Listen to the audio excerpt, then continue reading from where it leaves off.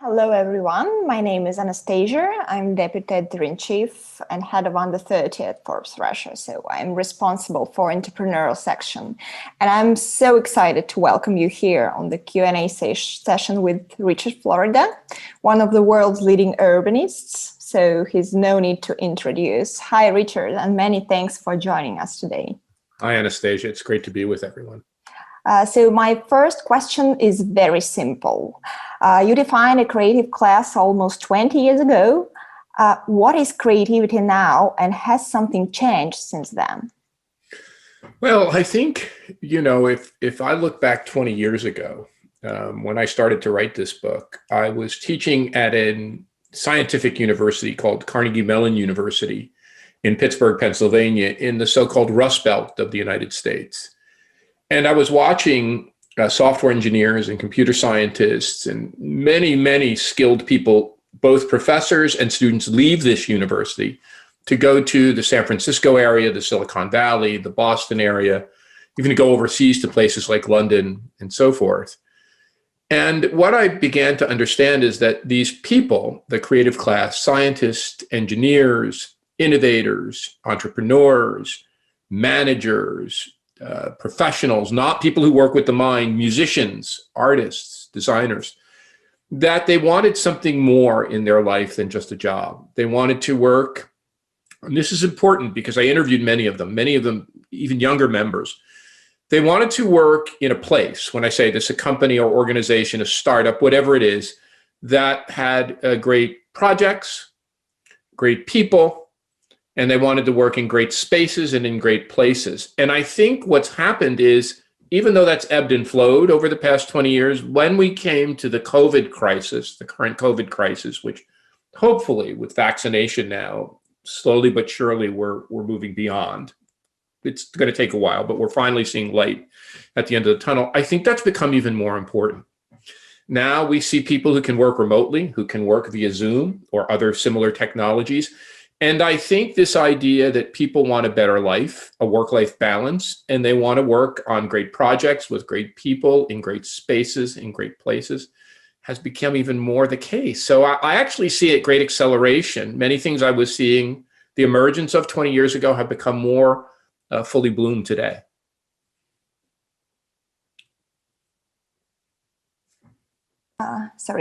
You mentioned the COVID. So how has COVID influenced the creative industries in general?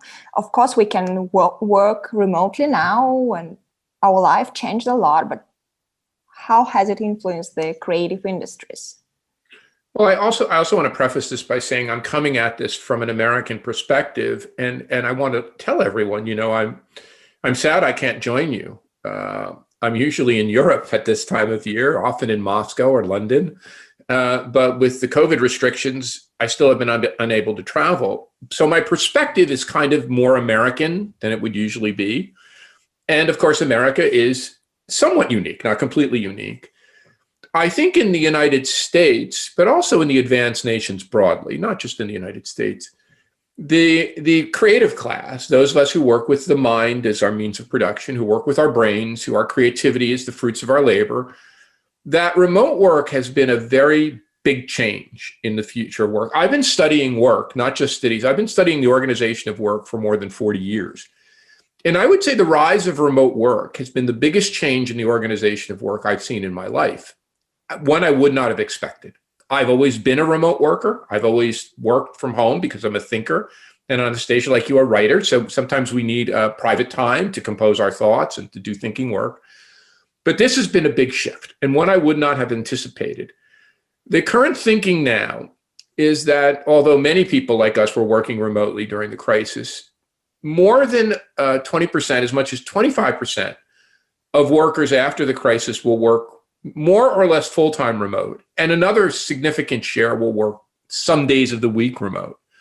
That's a big change. And I think it shifts the balance of power from the owners of corporations to the creative class. And what we've been seeing again in the States, and I don't want to generalize too much from this, is that a lot of people are saying they don't want to go back to the old routine. They don't want to go back to the old long commute. They don't want to go back to the old, taking the train well, a car to the train station, to the subway station or the metro station, then walking to work, maybe spending an hour of their life each way, that they want more flexibility and freedom. They want to live and work and have a better balance.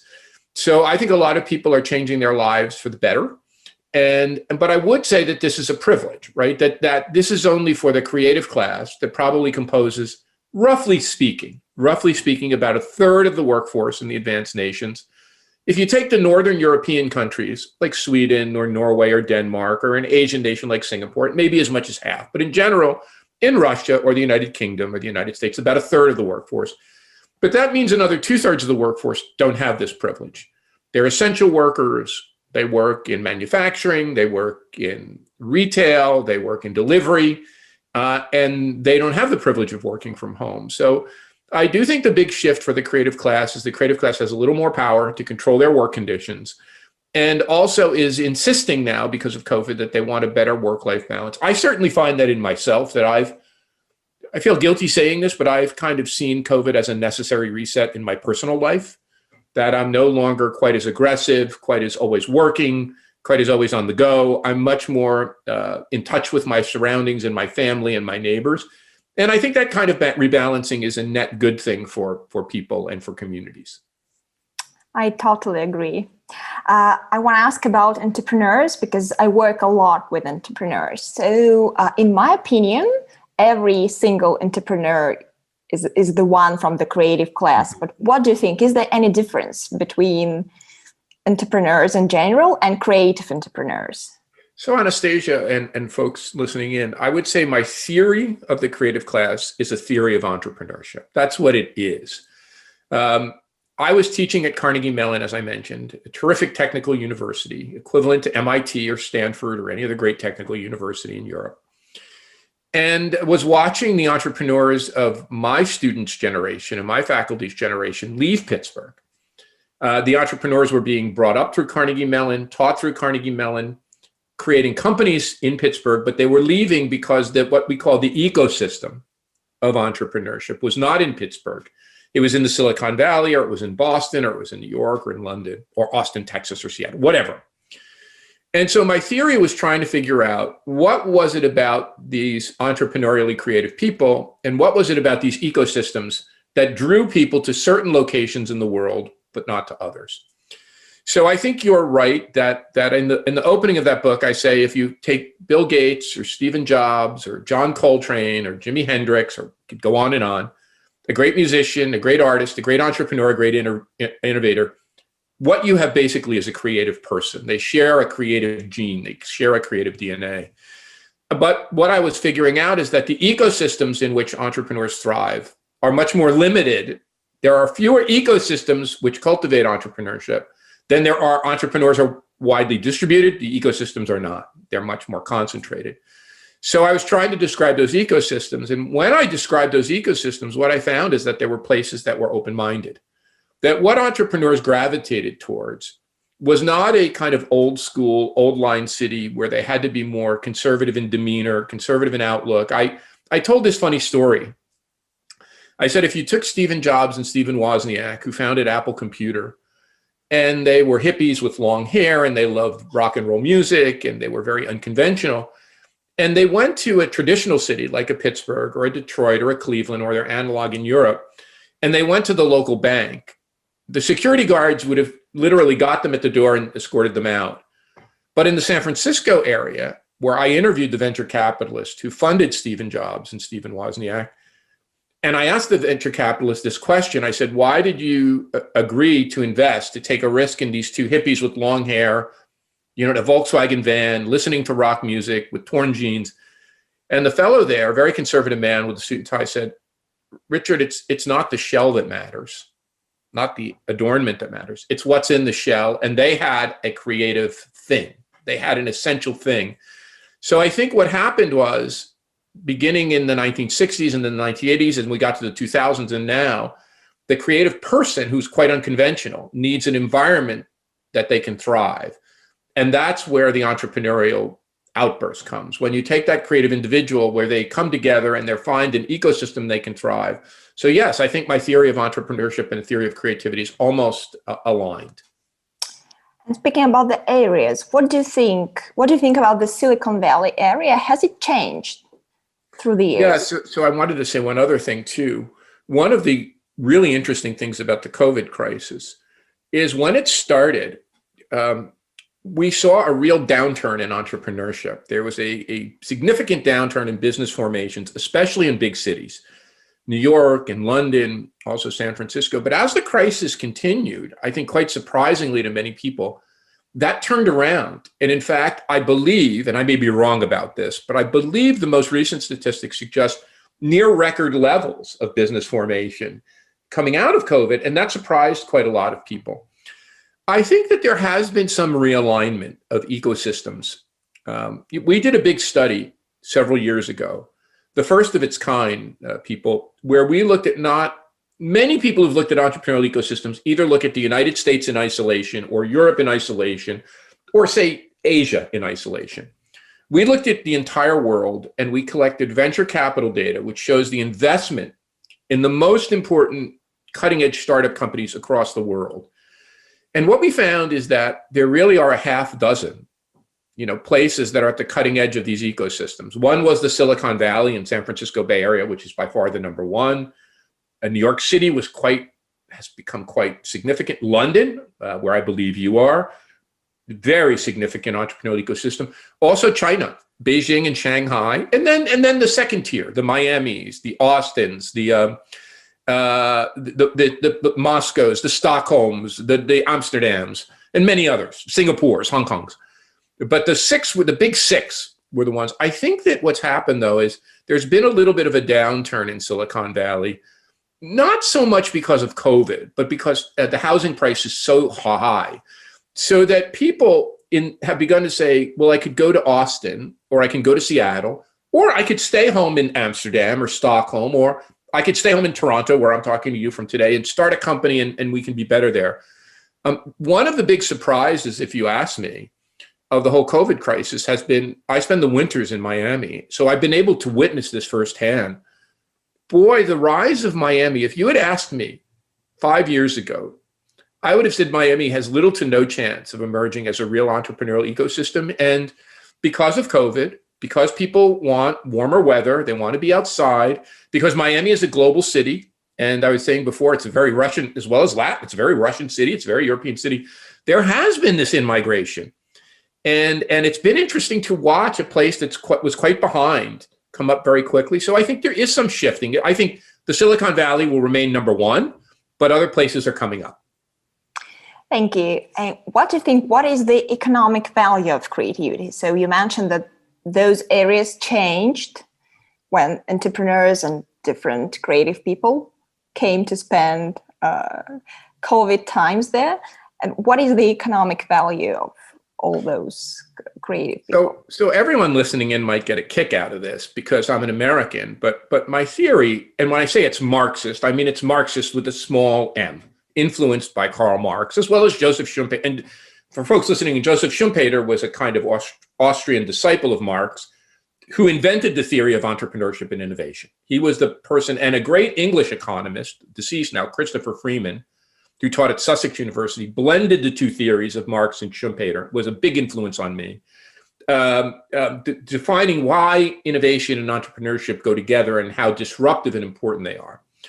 So if you take this Marxist theory with a small m, Marx said it was the physical labor in a factory that created economic value. It was the proletariat, the working man, in the factory that created economic value. He called it the labor theory of value. What I said is if Marx came back to life today in the 21st century, he'd have a different theory. Then the theory would be that the mental labor, the creative labor, is where the real, not to say that the working person doesn't create value, that person does, but the real fact that distinguishes human beings from other species, animal life, is not that we're strong. Mules are stronger than us. Donkeys are stronger than us. It's the fact that we work with our mind. So in this book, Rise of the Creative Class, I argued that creativity is the real human source of value. Even in the factory, we invented machinery. We used physical techniques, but our minds propagated those techniques. So the real source of value is our creativity. And I think what's so interesting about that is that every single human being is creative. It's not, now in a factory, men get an advantage because they're bigger and stronger than women. But in the creative economy, we're on equal footing. Women and men have equal amounts of creativity. Creativity does not respect the racial categories of Black or white or Asian, Latino. It cuts across. And oftentimes in our most impoverished groups, African Americans, we've seen outpourings of creativity: jazz music, rock music, Jimi Hendrix, Jay-Z, Kanye West, Louis Armstrong. So that what I argued in the book is that every single human being is creative, and our obligation in society is to tap the creative furnace that lies deep within every one of us. We can do better than just 33% of us being members of the creative class. We can extend the boundaries of creativity and encourage and tap the furnace in everyone. So I think creativity is ultimately the source of economic value, of social value that human beings bring to the table. And the task of this century, of your generation, of future generations, is to open that creativity and allow more people to use it and to thrive. Thank you. Sounds great. So let's talk about your 3T formula. Is it still relevant today? Are there any updates? Well, I was going to bring this up previously, but we're covering so many topics. So I'm sitting back, and everything goes back, we're taking things back to the origins or first principles. I'm sitting there in Pittsburgh, Pennsylvania, in this very conventional steel town, trying to think about why the entrepreneurs, why these great scientists are leaving Pittsburgh. And I had no idea. But when I began to ask them, they began to say, we want a place where we can thrive. We want a place that's open-minded. We want a place that equally respects men and women. If they were Asian, if they were Latin, if they were Black, we want a place that there's other people like us. And one person said, I remember this, when we go to a place and we see a large number of artistic creatives, bohemians, and when we see a gay population, that's the kind of place that we know, even though we're not an artist or we're not gay, that it's a signaling effect that we can thrive. So at that point, my parents were very simple. My father worked in a factory and didn't go to high school. My mom was a simple woman. And I said, I have to make a theory that even my parents couldn't, my parents who thought I was a so-called egghead, professor head, could understand.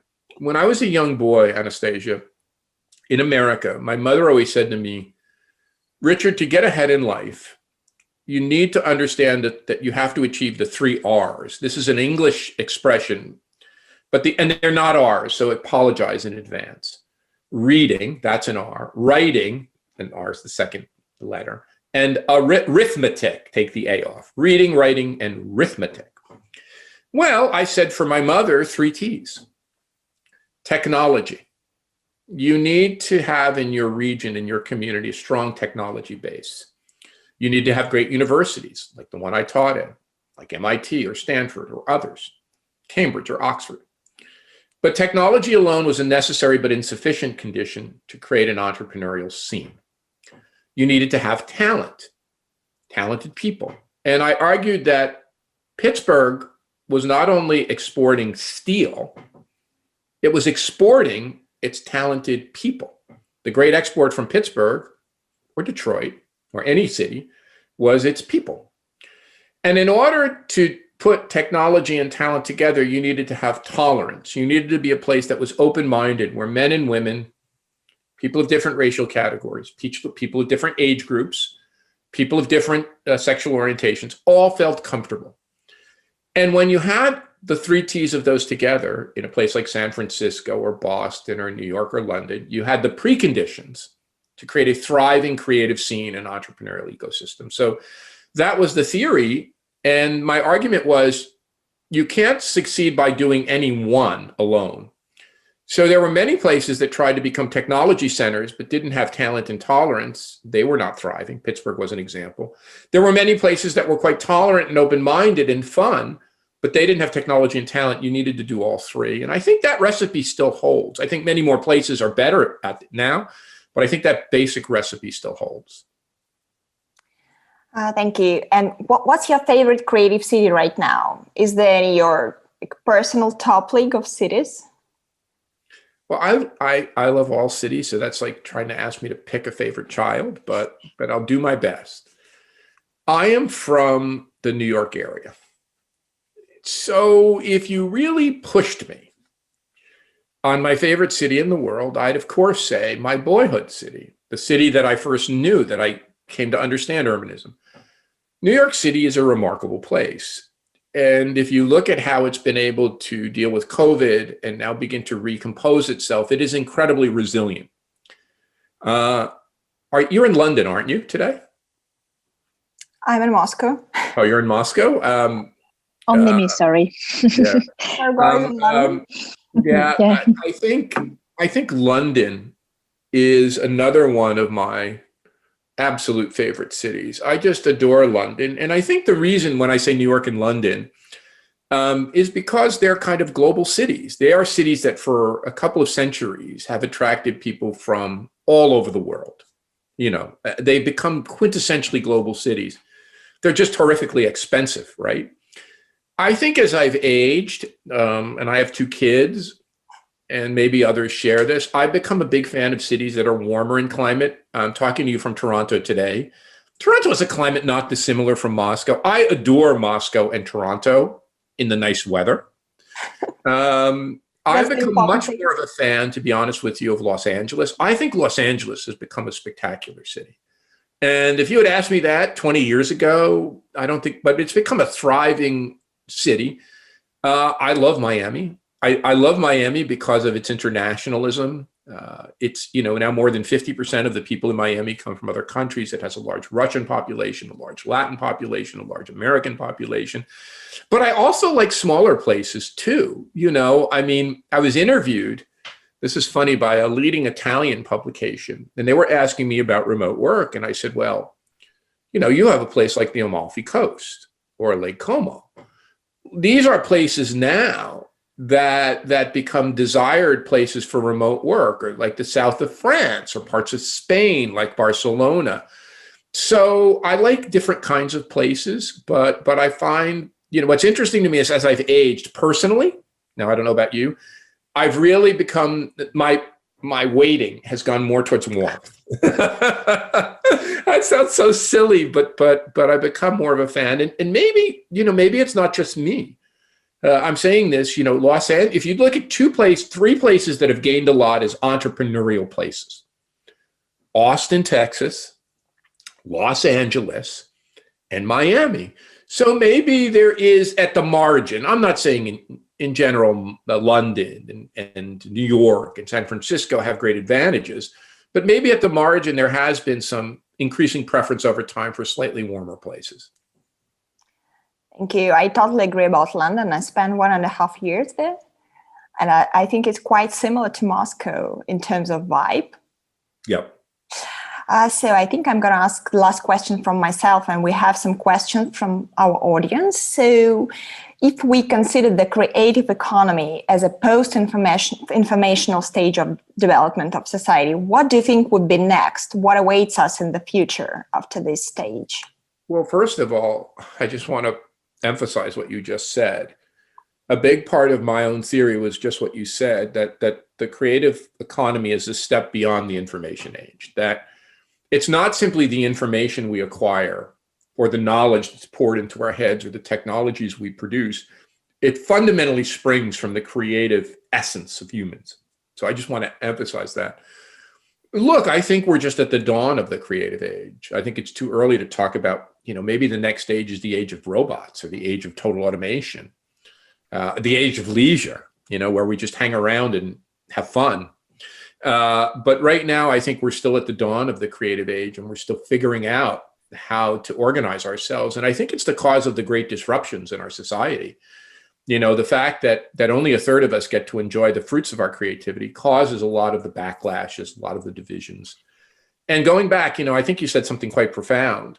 When I go to Moscow, I feel exactly what you said. I feel the creative vibe. When I go to London, I feel exactly what you said. I feel the creative vibe. When I go to New York, I feel exactly and I think what's happening now is maybe 20 years ago, you would have felt that creative vibe in, I don't know, a dozen cities across the world: Paris, Stockholm, Amsterdam, Toronto, Hong Kong. I think now that creative vibe is spreading. And I just want to say one other thing. I was up in the northern part of Michigan, which is quite beautiful. It's surrounded by Great Lakes. The water is spectacular. And there's a community there called Traverse City, which was a small summer resort for most of the 20th century. Oh my God. I met people from all over the United States, from New York and San Francisco and Los Angeles, and of different nationalities, of course, that had moved to Traverse City because it was small, had beautiful lakefronts and beautiful amenities, nice restaurants, nice coffee places. So I think one thing that we're beginning to see is this creative vibe is decentralizing a little bit. It's not spreading all over the place, but you're beginning to see some of these small rural areas, particularly in the United States, but not exclusively. Another example of this is the Hudson Valley, where the great Woodstock concert was in the 1960s. That was a rural area. You're beginning to see many New Yorkers move to the rural areas outside of New York. I think you're seeing this spreading of creativity to more places, and I think that's a net positive. Thank you. We have some questions from the audience, so I'm going to read them. Question from Irina. Do people need any tech solutions to set up the remote work and creative industries, to describe different functions among creative groups? Or the world is ready to the future of work? Well, I think I'm a testimony to the tech solutions. I'm sitting here, in a room in the third floor of our home that used to be a guest bedroom. And when COVID hit, I had never used Zoom. I didn't know what Zoom was. I thought Zoom meant going fast. And somebody said, you need to do a Zoom. What's a Zoom? And I had a computer with a camera with a bad internet connection, and I couldn't do a Zoom. And I tried to teach a class over Zoom, and it failed. So I hired a guy who is an audiovisual specialist. He's actually from Berlin, lives in Toronto, to come to my house, and he put a faster internet connection. And right here, I'm pointing, I have a high definition web camera. Right here, I have a special microphone. Right here, I have a special light. Very inexpensive to set up, but it took an expert, right? And behind me, I have the so-called green screen with this is a Toronto skyline that he made, right? He made a drawing for me that's projected. Now, if I didn't have him or couldn't find him, we wouldn't be having such a good conversation today. It would be more broken up. I wouldn't look as well lit. So yeah, I think there is a big set of technical solutions. And from a research perspective, from an economics perspective, the economists who study COVID have now shown that there's not only been a boom in remote work, but there's been a boom in innovations of technologies like Zoom, next generation technologies, of making remote work better.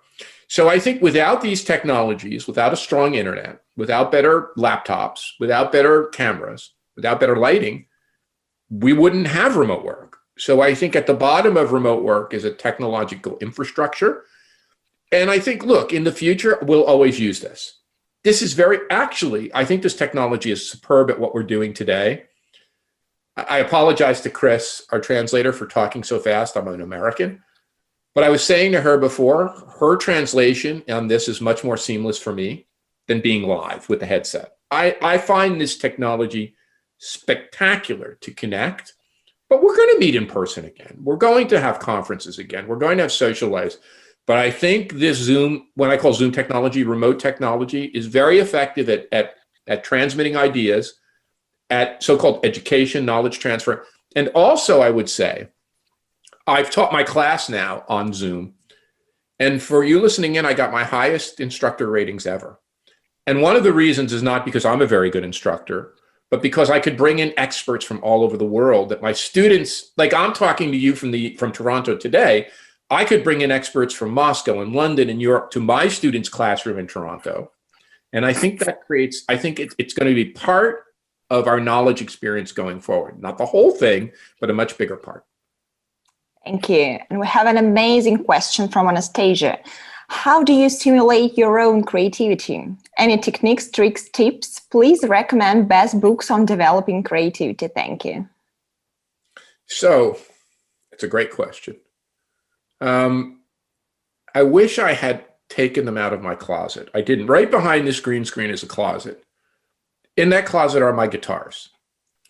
So as a young boy, I was inspired by the 60s musical revolution. Initially the Beatles and the Rolling Stones, but then Jimi Hendrix, Eric Clapton, Jimmy Page, many others. So I wanted to be a rock and roll guitarist. And this isn't to brag, but I'm a very good guitar player. If I was 10 years older, I probably had a shot, but you know, these bands were already famous by the time I got to be a good guitar player. So by the time I got to college, I realized I wouldn't be Jimi Hendrix or Eric Clapton, so I had to find something else. But if you asked me what I am, I would say I'm not an author, I'm not a writer, I'm a guitar player. So for me, it's music.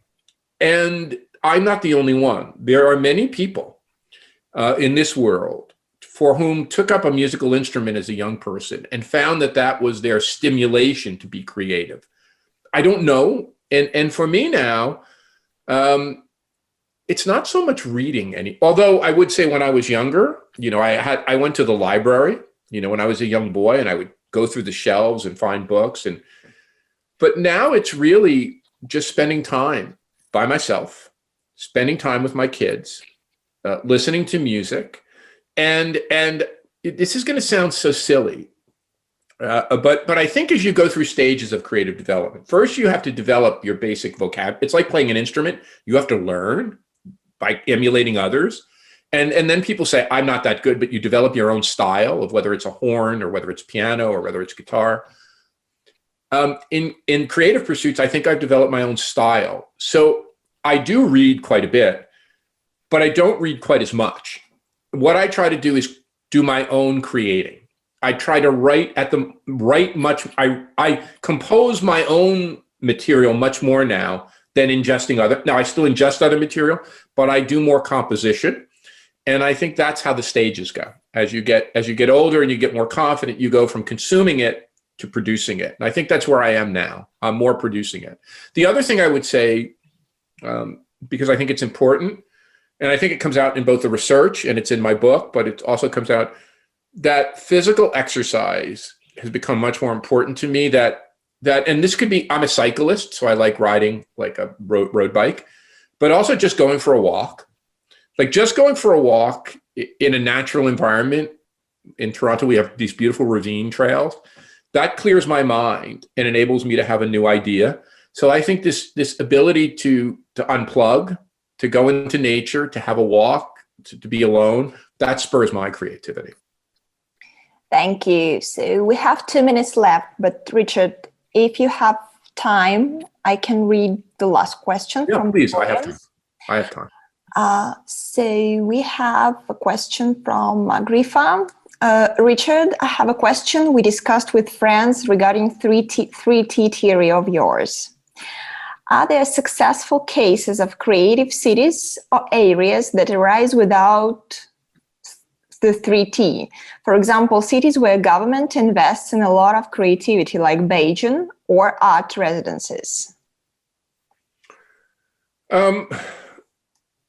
Well, I think that there are examples of cities strengthening most places will continue along the path of the 1T they're strong in.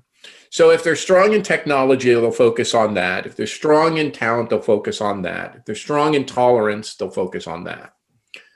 I think that where cities can strengthen themselves is by looking to not only their strength, but their weakness. Now, the two examples I would pick are two examples from my book, Rise of the Creative Class. I think Pittsburgh has done a very good job of making itself more of a place that is more 3Ts. It was very strong in technology, but it's become just a much better, more thriving entrepreneurial scene. Miami. Miami was a place that was all about tolerance, that was all about fun, that was all about party, but they have spent a lot of time bolstering their talent and technology ecosystem. Now, neither Pittsburgh nor Miami or San Francisco or London or New York or Singapore, but they're coming up. So yeah, I think there are examples. If I had to put it to a point, I think I've said this. When I was writing The Rise of the Creative Class, there were no more than a dozen places worldwide that were creative epicenters. Now there's hundreds, if not thousands. So that in that 20-year period, many, many more places have leveled the field. And, when I travel around, of course, I haven't been to Europe in 18 months, but when I travel around the United States and North America, when I travel around Europe, I see it. I feel it. I feel that places have become better. So yeah, I think there's been more of a diffusion of creativity, and maybe with COVID, we'll see that even more. If anything, at the margin, people have become a little bit more on a search for a new place, a little bit on a search outside the great big cities, looking for another place. So maybe this will create an advantage. And again, thank you, Anastasia. Thank you, Chris, for fantastic translation. I apologize for my speaking too fast. It's an English speaker's affliction. I know it is, and I apologize for it. And thanks to all of you. My email, if anyone wants to email me, didn't get a question, is florida@creativeclass.com if you'd like to. Thank you, Margot, too, if you'd like to send me an email. Thank you, Richard. It was amazing. Very interesting. Thank you.